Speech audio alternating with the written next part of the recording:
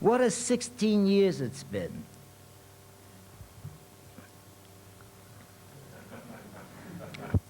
What a 16 years it's been since last sat I here with the trillings again seated, he older, sweetly sadder, she broader, unmotherly still. With all my poet friends, ex-wife and forever daughter, with all my hair and broken nose and teeth no longer there, and good old Kawaki puffed into fat air, eternal spirit of an age, a monumental loss, another angel gone from the American door. And what the gains? Al volleyed amongst Hindu gods, then traded them all for Buddha's no god. A Guggenheim he got, an NBA award, an elect of the Academy of Arts and Sciences. And the New York Times paid him $400 for a poem he wrote about being mugged for $60. Oh, blessed fortune, for his life there is no thief. 16 years ago, we were put down for being filthy beatnik sex commie dope fiends. Now, 16 years later, Alan's the respect of his elders, the love of his peers, and the adulation of millions of boys. Peter has himself a girl so that he and Alan, Hermes willing, might have a baby. He's also a farm and a tractor and feels soybeans. Burroughs is ever Burroughs, even though he stopped drugging and smoking cigarettes. Me, I'm still considered an unwashed beatnik sex commie dopey. No commie. The commie's out there. Right. True, I don't bathe every day. Deodorants kill the natural redolence of the human form divine. And sex, yes, I've made 3 fleshed angels in life. And I'm as much a communist as I am a capitalist, i.e., I'm incapable of being either of them. As for dopey poo, it'd be a poet's prerogative. We early heads of present style and consciousness with Kerouac and spirit are the daddies of the age. 16 years ago, born of ourselves, ours was a history with a future. And from our Petronian view of society, a subterranean poesy of the streets, enhanced by the divine butcher humor, did climb the towers of the big lie and boot the ivory apple cart of tyrannical values into illusory oblivion without spilling a drop of blood. Blessed be revolutionaries of the spirit. Now the poem. Summoned by the muse, I expected the worst. Outside her sanctum sanctorum, I paced up and down a pylon of alabaster poets, known and unknown by name, and lauded and neglect of fame. I felt afeared and swore to myself, this is it, it's goodbye poetry for you, Gregory. And the eyes of Southey humbled me into a nothingness. I braced myself with self-assurances, muttering, I can ride Pegasus anytime I feel. The great Tarthian doors opened. I beheld her and exclaimed, ah, Miss God. She beckoned me sit upon a velvety gold cushion. I sat, and at her swan-bone feet sat 3, Ganesh, Thoth, Hermes. And over a pipe of Edgar Poe's skull and ash, they blew a fiery diamond of Balbeckian hash. O charming poet stud whom I adore, my nuncio Corso Gregor. I twirl syringas, I sing, you inspire the inspirer, for behold I am the muse, and music is my sacrament. I ask you, would you ever deny me? Never, I swore. From Ganesh's curled trunk to Thoth's ibis beak, to Hermes' Praxitilian nose she flecked cocaine from the dawn man's mirrory brain. Would you favor me your ear? Happily so, O sweet sister of Sestinas. It's Emily, Emily D. I implore you regard her chemicry. She who tasted a liquor never brewed, and Percy Bysshe, your beloved Shelley, who of laudanum did partake. But I feel I'll embarrass you with this question I would put to you. Oh, soulless Shakespeare, ask me anything. I could hear the silent laughter of her 3 messenger boys. I have no desire to upset you. Ask and I'll answer. What thinkest thou of the poppy? My silence seemed the lapse of a decade. The eyes of she and the 3 were like death chills waved upon me. When I finally spoke, I spoke a voice old, so old and far from the child I used to be. Dear carefree girl of Homer, Madonna of Rimbaud, Morphia is poet old, an herbal emetic of Alcree, an hallucinatory ichor divined by thee, as traditioned unto the bards of the lake. Theirs in mind to use at liberty. But I am not free to be at such liberty. The law has put its more into the poet's medicine cabinet. I tell you, O sweet melancholy of Chatterton, the forces of morality and depressed gangs of youth, this God-sick age and fields farmed by gangster farmers, prevents the poet ferret his mind, halts him his probe of the pain of life. For consider, around that lake, Coleridge and De Quincey was spared the El Dorado Cadillac connection men, and every other Puerto Rican mother's son, their stash of Louderman. For me, there is no Xanadu. I ask you, do you favor drugs more than you do me? The 3 each held a bloody needle, each needle of familiarity. Was I with you when heroin was with you? A great reality overcame me, huge as death, indeed death. The hash was an illusion, and truth was mere, and the cocaine illusion was the white dust of Hermes' wings. Again her awful tone, do you love heroin more than you love me? I'm not ashamed, I screamed. You have butchered your spirit, roared Ganesh. Your pen is bloodied, cord the scribe Toth. You have failed to deliver the message, admonished Hermes. I gazed into her eyes and cried, I swear to you, there is in me yet time to run back through life and expiate all that's been sadly done. Seated on a cold park bench, I heard her moan, Oh, Gregorio, Gregorio, you'll fail me, I know. Walking away, a little old lady behind me was singing, True, true. Not so, rang the spirit, not so.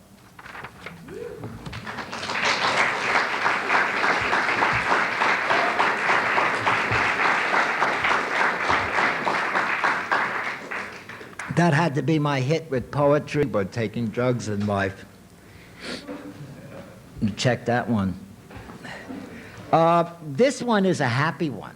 It makes people laugh. When I read this at Rutgers University, me and Gisbert reading, about 3,000 people or something like that, and they all broke up over this fucker. It's called How Not to Die. All right. Around people, if I feel I'm going to die, I excuse myself telling them I got to go. Go where they want to know. I don't answer. I just want to get out of there, away from them, because somehow they sense something wrong and never know what to do. It scares them, such suddenness. How awful to just sit there and they asking, are you okay? Can we get you something? Want to lie down? Ye God's people, who wants to die amongst people? Especially when they can't do shit. So, to the movies, to the movies. That's why I hurry to when I feel I'm going to die. So far it's worked.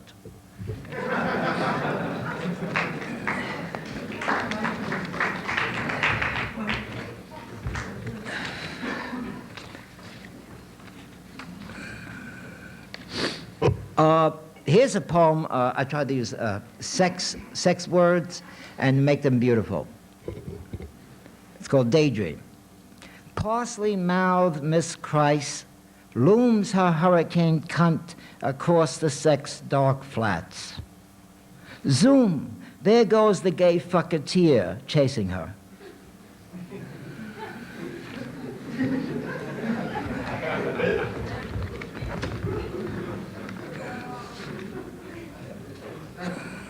This is called Sunset.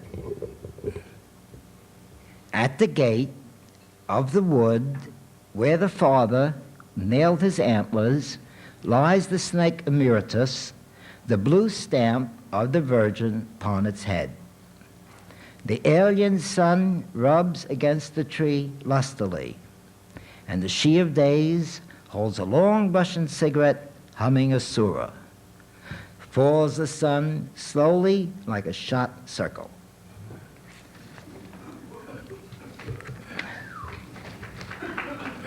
A surah is one of the 6 songs of the Vedas. S-U-R-A. Here's 2 poems I've been playing around all the time, and I put the 2 of them together as one poem, so I'll try it out tonight. When a boy, I monitored the stairs, altered the mass, and flew the birds of New York from its rooftops. In summer camp, I kissed the moon in a barrel of rain and tagged the tail of light. Oh, the winged wows. Now a man, I've a boy, an angel all the way, without wings, with human smile, and nothing to say.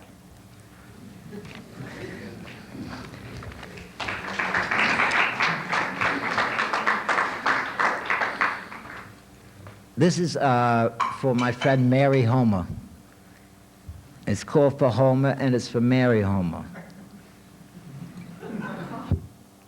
There's rust on old truths. Ironclad cliches erode. New lies don't smell as nice as new shoes. I've years of poems to type up, 40 years of smoking not to stop. I've no steady income, no home, and because my hands are autochthonic, I can never wash them enough. I feel dumb. I feel like an old mangy bull crashing through the red rag of an alcoholic day. Yet it's all so beautiful. How perfect the entire system of things. Human body, all in proportion to its form, nothing useless. Truly as though a God had indeed warranted it so. And the sun for day, the moon for night, and the grass, the cow, the milk. That we all in time die, you'd think there would be chaos, the futility of it all. Yet children are born, oft-times spitting images of us. And the iniquities, millions doled one, nilch for another, yet both in the same leaky lifeboat. I've no religion, and I soon as worship Hermes, and there is no tomorrow, there's only right here and now, you and whomever you're with, alive as always, and ever ignorant of that death you'll never know. And all's well that is done. A Hellene happiness pervades the peace, and the gift keeps on coming. A work begun, splendidly done. To see people aware and kind, at ease and contained of wonder, like the dreams of the blind. The heavens speak through our lips. All's caught what could not be found. All's brought what was left behind.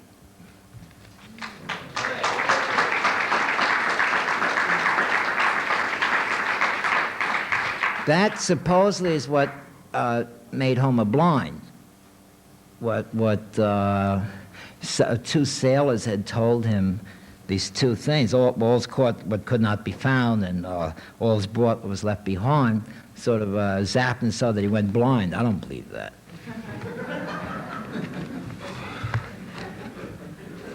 This one I'll read again because I like it, and I had fun with it in New York City. It's called The Whole Mess Almost. I ran up 6 flights of stairs to my small furnished room, opened the window, and began throwing out those things most important in life. First to go, truth, squealing like a fink. Don't, I'll tell awful things about you. Oh yeah, well I've nothing to hide, out. Then went God, glowering and whimpering in amazement. It's not my fault, I'm not the cause of it all, out. Then love, cooing bribes. You'll never know impotency. All the girls on Vogue covers, all yours. I pushed her fat ass out and screamed, you always end up a bummer. I picked up faith, hope, charity, all 3 clinging together. Without us, you'll surely die. With you, I'm going nuts. Goodbye. Then Beauty, ah, Beauty. As I led her to the window, I told her, you I love best in life, but you're a killer. Beauty kills. Not really meaning to drop her, I immediately ran downstairs, getting there just in time to catch her. You saved me, she cried. I put her down and told her, move on. Went back up those 6 flights, went to the money. There was no money to throw out. The only thing left of the room was death, hiding beneath the kitchen sink. I'm not real, it cried. I'm just a rumor spread by life. Laughing, I threw it out, kitchen sink and all, and suddenly realized humor was all that was left. All I could do with humor was out the window with the window.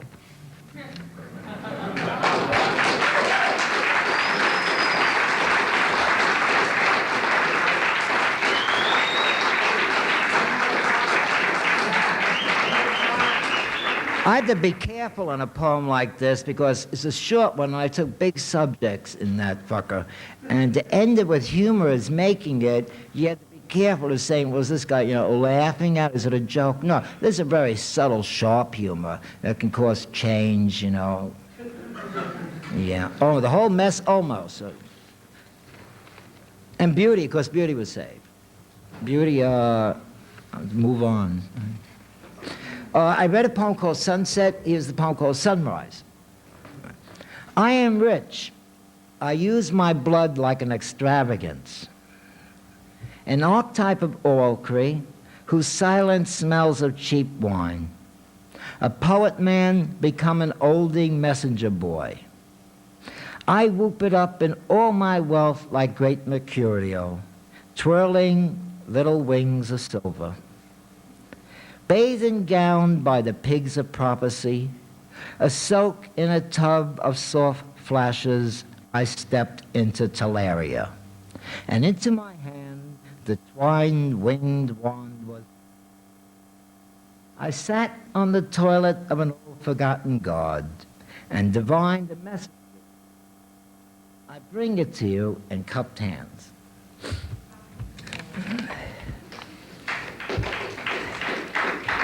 But what is that? That's shit, right? I mean, actually, you hear you saying to people, you're bringing them a message. Yeah. Autochtonic. Autochtonic, which I have the title from my book. What it means is self-earth. And if you connect that with spirit, I think you can hit what spirit is. Right? Autochtonic means self-earth. It means you're of the earth. It's a Greek, auto, right, self? Tonic earth, yeah, thanos. Self-earth. It's a great word. When I said in the poem that my hands are autochtonic, I cannot wash them enough. You see, because they were of the earth, how the fuck are you going to wash it enough? All right. Here's one for my son. The child sees the foolishness of age in a lazy wise man. The knowing depths of the child's eyes, innocently contemptuous of the sight. The child knows foolish abandon when it sits beside it, senses the neglect wisdom, the spiritus not present, suffering the proximity of a nullified moment. To this child, something more than something is missing, everything.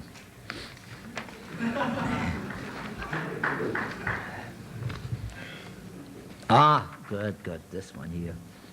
This one I had fun with. It's, what can I call it liability. Liability I want to use for a better term, but anyway, I call this liability. Let's see. My enemies are by jealousy made. They await my inevitable fall with cold patience. Like some blessed thing, I survive the hazards of being me. Everywhere I walk is ill-carpeted. Bars are crowded with assassinators. I order a drink and begin to fall apart. Envious eyes flash upon my fix. The moon is full. The fool takes over. I speak the unspeakable. The bartender, a truncated tyrant, is the creepiest of hypocrites. Powerless in the sunshine, he's Hitler in his dive. And I await his digital Acts 86.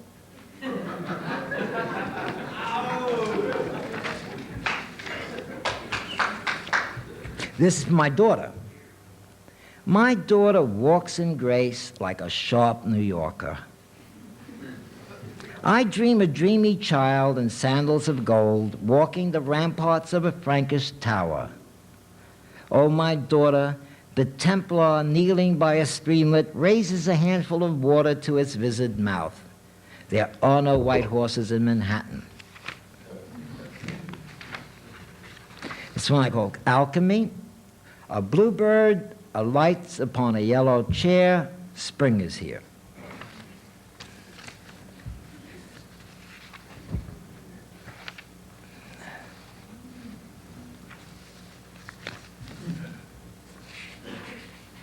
I wonder if, you know, this is a poem that you don't read aloud, this three-liner.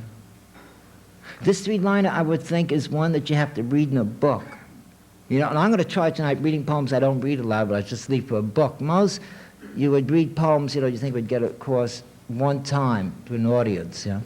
But the bluebird alighting upon the yellow chair, spring is here. I got to lay this down again. I've done it all the time when I read this poem. Do you get what it's saying? A bluebird alights upon a yellow chair, spring is here, and calling it alchemy? What? Oh, then it's so simple, right? Green, yeah, Gregory, wake up already. It's not that heavy. All right. So that's where when Byron says, don't explain your explanations. He's right there, see? But some of them are making sense of by explaining, right? Like autochtonic. All right.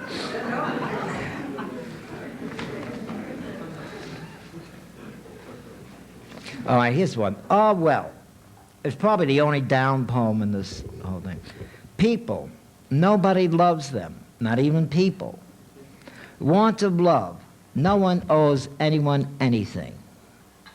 Whosoever pays dues hasn't. I know of no collector. They pay themselves. Those who demand respect are seldom deserving. Not to show disrespect is enough. People love only themselves and not too well. Love for another, either in passion or compassion, stems from the heart's desperate need. The universe is alone, and people are alone in it. The Pope doesn't really love me, nor I he. Christ, his invisible love, I knew for a lover too. People bring on fear and pity. I fear human fragility. I pity coolies of humility. It's always a bad day for someone. Pain, death, the big lie of life. The apothecarian earth blooms the poppy at best. But that's when I was all for the druggy pull, which I still am, at least for this man. You know, say, well, that's one shot that can ease you off on it. Yeah, I would never be the fool to say how strong I am in life. Oh, no. I would take what the planet has to offer. Yeah. You know what it is to read these fuckers? These are things that when they're written, at least from this man here, they're written from something. And they have to get and face people and just like, well, all that feeling that you had for writing it, and then come on, and if you can get that same feeling, and a lot of it is heavy, whoa boy. It's like an accordion. With some, you know, jolly ones there, some heavy ones there. Yeah.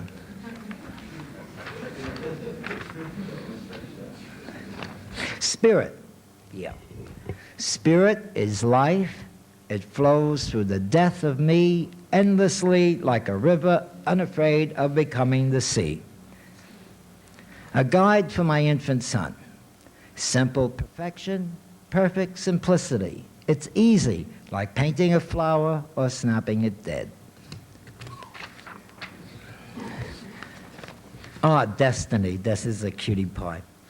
The messenger spirit in human flesh is assigned to a dependable, self-reliant, versatile, thoroughly poetic existence upon its sojourn in life. They deliver the edicts of powers without delay and are exempt from apprehension, from detention. And with their God-given pedicis, caduceus, and teleria, ferry like bolts of lightning, unhindered between the tribunals of space and time. It does not knock or ring the bell or telephone.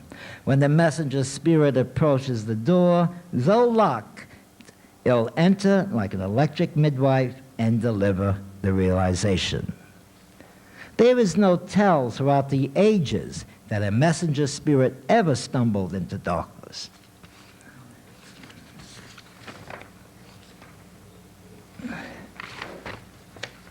I had one happen to me when I was probably about 20 years old. I never knew I knew it was in the afternoon, if I was sleeping or not, that I could never tell. But I know the door was locked and went knock, knock, and I said, come in. So obviously I brought it in. It's me who said, come in, right? And in a dream you can do that. But I know I locked the door, and it was that door, and it opened.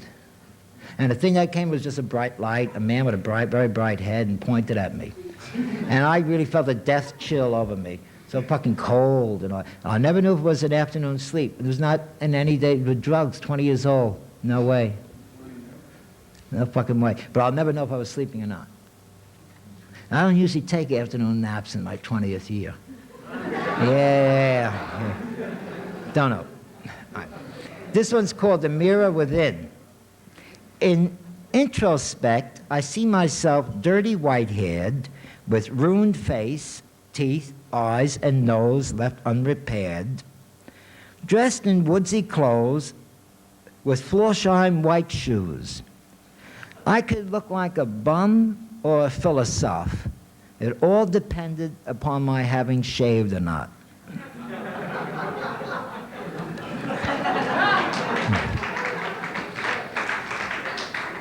This is proximity.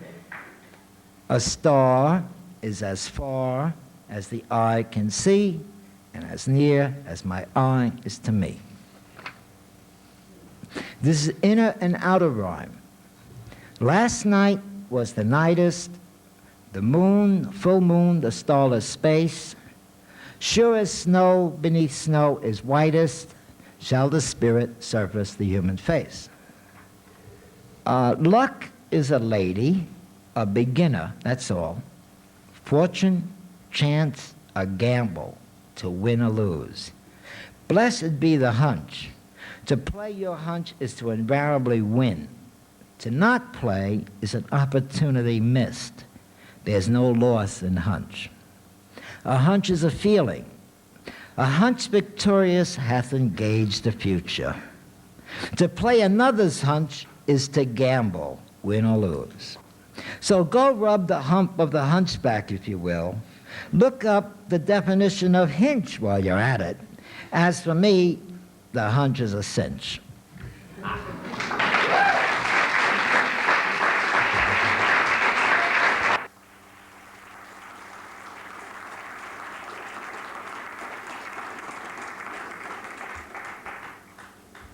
Here's another one I'm not. And it's got something to do with hunch. H-I-N-C-H, but he gave me the rhyme for cinch.